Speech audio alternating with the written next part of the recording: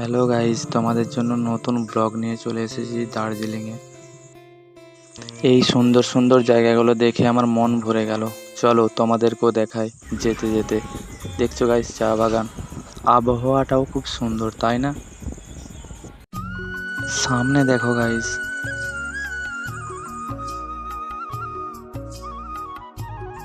ভিউটা দেখো guys, just অসম।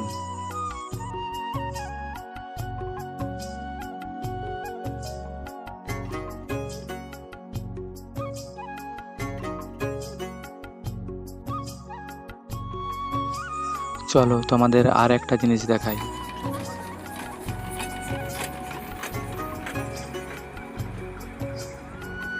এরপর যাচ্ছি গাইস ঝর্ণা দেখতে, চলো তোমাদেরকেও দেখাই।